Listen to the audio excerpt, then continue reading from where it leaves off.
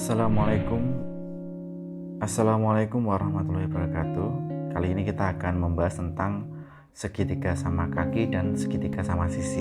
Nah, kurang lebih bentuknya sebagai berikut ya. Gambar yang ini merupakan gambar dari segitiga sama kaki. Nah, ciri-cirinya, jadi ciri-ciri segitiga sama kaki itu adalah segitiga ini mempunyai kaki yang besarnya sama atau panjangnya sama. Nah, ciri-cirinya biasanya di kakinya itu ada tanda coret. Kalau tidak gitu nanti disimbolkan dengan panjang dari kaki segitiga tersebut. Nah, berikutnya nanti ada yang namanya segitiga sama sisi.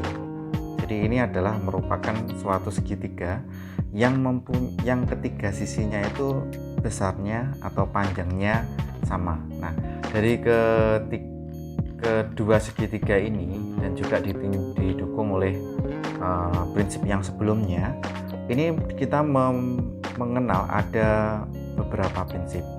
Prinsip yang pertama itu sebagai berikut. Jadi jika ada dua sisi pada suatu segitiga itu kongruen, artinya panjangnya sama, maka sudut yang berhadapan dengan sisi tersebut juga kongruen ya. Yang dimaksud sebagai berikut. Jadi ada dua sisi yang panjangnya sama. Yang pertama sisi AB, yang kedua sisi BC. Jadi kalau di prinsip 1 itu mengatakan kalau panjangnya AB sama dengan BC, maka sudut yang ada di hadapan sisi tersebut besarnya sama. Nah, sudut yang di hadapan sisi BC itu adalah sudut A.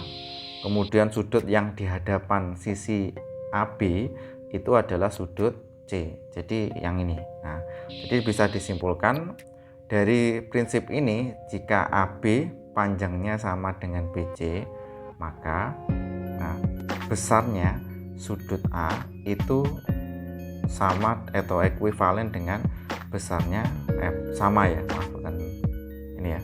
Besarnya sudut A sama dengan besarnya sudut C. Jadi sudut yang ada di depan sisi tersebut besarnya sama. Itu prinsip ke-1. Kalau prinsip yang kedua itu kebalikan dari prinsip yang ke-1. Jadi kalau ada segitiga kok mempunyai dua sudut yang kongruen. Jadi kalau ada segitiga mempunyai dua sudut yang kongruen, maka sisi yang ada di depan segitiga, sisi yang ada di depan sudut tersebut yang dimaksud AB ini di depan sudut C, kemudian ada lagi BC di depan sudut A, maka panjangnya sisi yang di depan sudut tersebut besarnya atau panjangnya sama. Ini merupakan prinsip yang kedua. Nah, baik, kita masuk ke prinsip yang ketiga.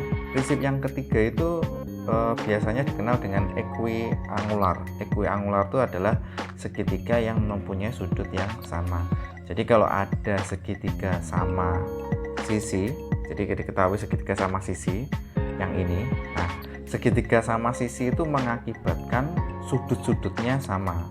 Jadi besarnya ketiga sudut ini sama. Jadi kalau segitiga itu kan total sudutnya 180 ya. Berarti kalau begitu sudutnya ini masing-masing besarnya adalah 60 derajat. Jadi 60 60 60. Nah, totalnya seperti itu. Jadi kalau di prinsip 3 itu kalau ada suatu segitiga sama sisi, maka dia juga merupakan segitiga equiangular atau segitiga yang mempunyai sudut-sudut yang besarnya sama. Nah, prinsip keempat juga berlaku seperti itu. Kalau ada segitiga yang equiangular atau segitiga yang mempunyai ketiga sudutnya sama besar, maka segitiga tersebut merupakan segitiga yang segitiga sama sisi. Jadi kalau ada satu segitiga yang mempunyai sudut-sudutnya, yang ini maksudnya sudut-sudutnya ini besarnya sama, maka segitiga tersebut merupakan segitiga sama sisi. Nah, ini prinsip dari 4. Jadi saya simpulkan, prinsip ke-1 itu mengatakan kalau ada segitiga sama kaki, maka sudut yang ada di depan kakinya, kan yang sama kakinya ya, sudut yang ada di depan kakinya besarnya sama. Dan kebalikannya, kalau diketahui segitiga tersebut merupakan segitiga sama kaki, diketahui suatu segitiga mempunyai dua sudut yang besarnya sama, maka sisi yang ada di hadapan sudut tersebut pasti panjangnya sama. Nah, itu prinsip yang kedua. Kalau prinsip yang ketiga itu seperti ini. Kalau ada suatu segitiga kok sisi-sisinya sama atau sama sisi, maka besarnya sudut segitiga tersebut juga sama atau segitiga equiangular. Nah, kalau prinsip yang keempat, kalau diketahui segitiga tersebut sudut-sudutnya sama, maka segitiga tersebut merupakan segitiga sama sisi. Jadi dari keempat prinsip ini bisa kita gunakan untuk soal nomor 1. Contoh, perhatikan gambar yang ada di bawah, ada 4 gambar A, B, C, D. Nah, kita disuruh menentukan manakah sudut yang kongruen. Kalau begitu, jawaban yang A, sudut yang kongruennya apa saja? Yaitu yang B, yang berikutnya adalah sudut A. Jadi yang jawabannya A itu adalah sudut A kongruen dengan sudut B. Kok bisa, Pak? Ya, karena ini menggunakan prinsip yang nomor 1. Nah, prinsip 1 itu kalau ada sisi yang kongruen, nah, yang ini, maka sudut yang ada di hadapan sisi tersebut besarnya sama. Nah, kalau yang B berapa? Nah, yang B saya tulis di bawah sini aja ya. B. Kalau yang B, manakah sisi-sisi yang kongruen? Jawabannya adalah sisi 1 kongruen dengan sisi 2. Kenapa? Karena ini. Nah, kakinya kan di sini sama. Kalau terus yang berikutnya ada lagi, ya yang ini. Nah, berarti yang kongruen di yang B ini ada 2. Sudut 1 kongruen dengan sudut 2, kemudian ada lagi sudut 3 kongruen dengan sudut 4. Bisa ya kira-kira. Nah, kalau yang C, yang gambar C itu seperti gimana? Gambar C itu manakah yang kongruen? Nah, diketahui yang segitiga ABC yang ini.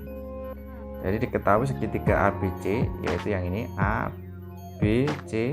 Nah, ini merupakan segitiga sama sisi. Segitiga sama sisi.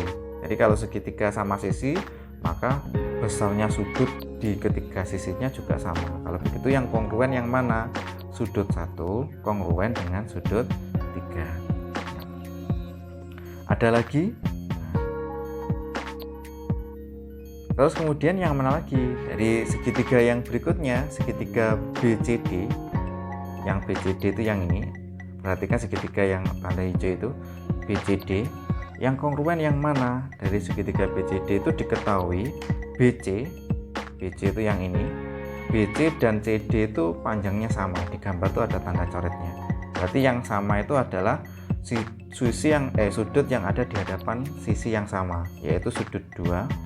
Jawabannya adalah sudut 2 kongruen dengan sudut D. Bukan sudut 4, tapi dengan sudut D.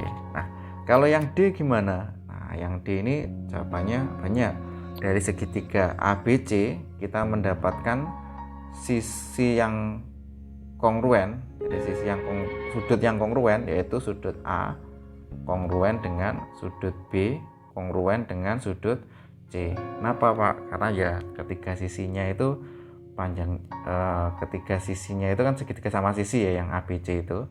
Nah, ada lagi, ada yang D berikutnya apa lagi? Nah, ini. Oh, ternyata ada lagi sudut. Nah, ternyata sudut segitiga ADE itu juga merupakan segitiga yang panjangnya yang sama sisi.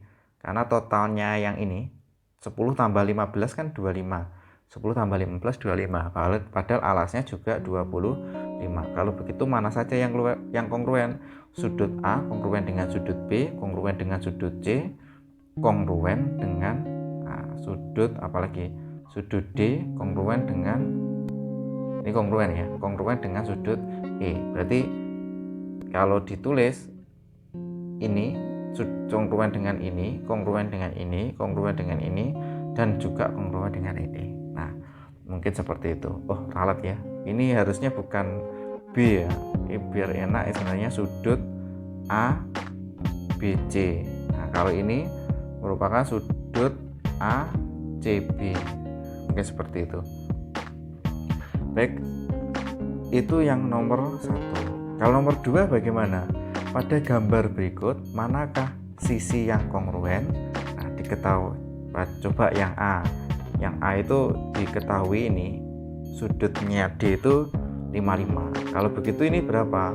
125. Maka kita cari dulu alfa. Alfa itu cara mencarinya adalah total, itu kan berpelurus ya.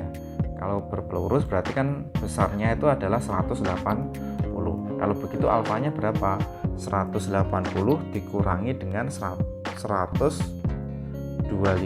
Jadi 180 dikurangi 125. Oh, kalau ternyata setelah dihitung nilainya A ini adalah 55. Kalau begitu sisi yang kongruen yang mana? Yang berarti yang di hadapan sudut yang besarnya sama. Berarti sisi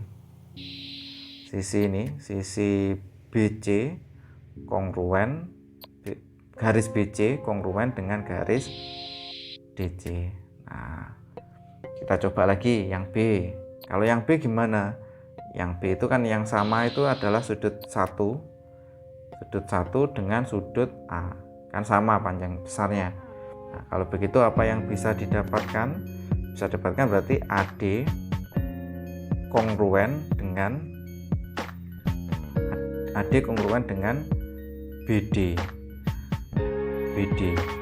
Terus ada lagi, nah, sudut 2 dengan sudut C kan kongruen juga. Berarti apa yang bisa disimpulkan? Yaitu garis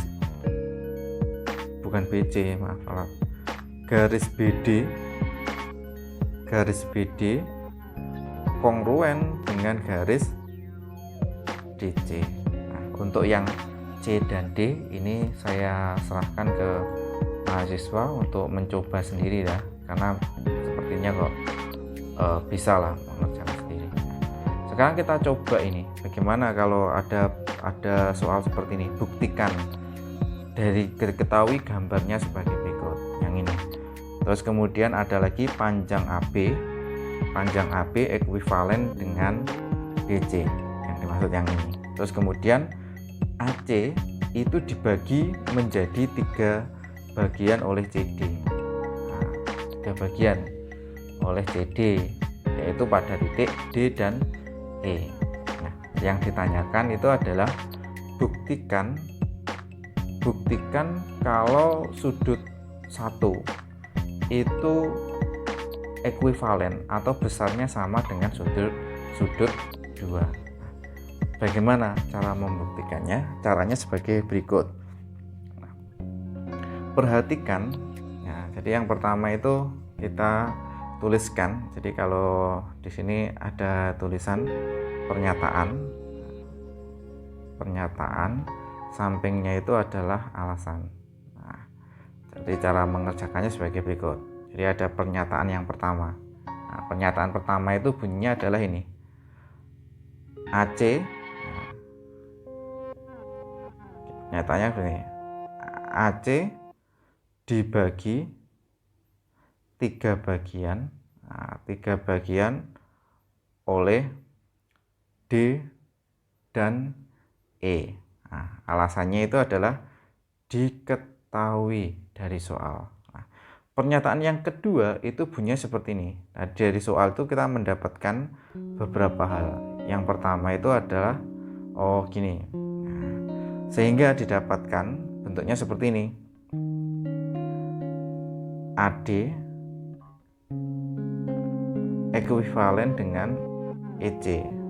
Nah, terus kemudian dari mana ini? Nah, dari pernyataan yang pertama. Jadi akibat dibagi menjadi 3. Pernyataan ke 1. Baik, yang berikutnya yang pernyataan yang ketiga itu saya menuliskannya sebagai berikut. Garis AB yang ini ekuivalen dengan garis BC.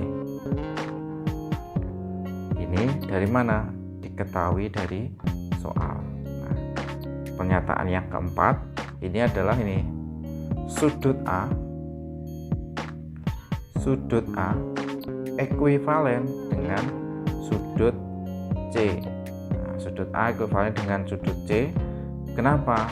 Karena gini, karena ABC ini merupakan segitiga segitiga sama kaki. Berarti sudut yang ada di hadapan kakinya, dimaksud ini, sudut yang ada di hadapan kakinya itu besarnya sama. Jadi ini prinsip nomor 1. Prinsip nomor 1. Prinsip nomor 1 yang tadi, yang awal tadi. Nah, kemudian ada lagi pernyataan yang berikutnya, yaitu pernyataan yang nomor 5. Itu saya tulis dengan segitiga 1 kongruen dengan segitiga yang kedua. Nah, dari sini kenapa segitiga 1 kongruen dengan segitiga 2? Segitiga 1 yang ini